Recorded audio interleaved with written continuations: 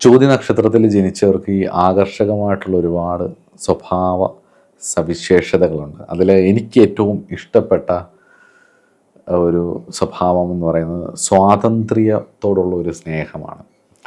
ആരുടെയും കീഴിൽ ഒതുങ്ങി നിൽക്കാൻ ഇഷ്ടപ്പെടാത്ത, ആരെയും ബുദ്ധിമുട്ടിക്കണമെന്ന് ആഗ്രഹമില്ലാത്ത, സ്വന്തം കാലിൽ നിൽക്കാനും സ്വതന്ത്രമായിട്ടുള്ള തീരുമാനങ്ങൾ എടുക്കാനും ഇവരെപ്പോഴും ആഗ്രഹിക്കുന്നു എന്നുള്ളത് എൻ്റെ നിരീക്ഷണത്തിൽ എനിക്ക് ഏറ്റവും ഇഷ്ടപ്പെട്ടുള്ള ഒരു സ്വഭാവമാണ്.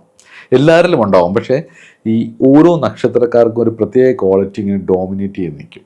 അതിലൊരു പ്രധാന സ്വഭാവമാണ് ഇത്. പിന്നുള്ളത് പറഞ്ഞാൽ രാഹുവിൻ്റെ കൂട്ട്, രാഹു നന്നായാൽ കിട്ടുന്ന ഒരു ക്വാളിറ്റിയാണ് നയപരമായിട്ടുള്ള ഒരു പെരുമാറ്റ രീതി.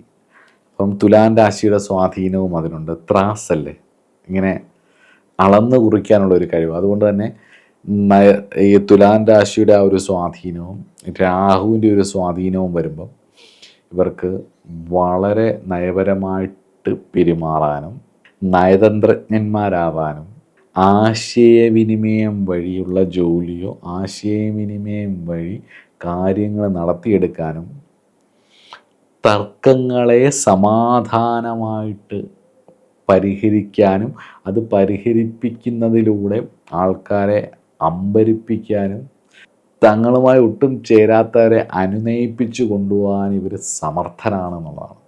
അറിവിനോട് അടങ്ങാത്ത ദാഹമാണ് ഇവരുടെ അടുത്ത കഴിവ്. അറിവിനോടുള്ള അടങ്ങാത്ത ദാഹം. ശുക്രൻ, ശനി, രാഹു, ഇതിൻ്റെ മൂന്നിൻ്റെയും കൂടി കോമ്പിനേഷനാണ് ഈ സ്റ്റാറിൻ്റെ ഒരു പൊതു സ്വഭാവം.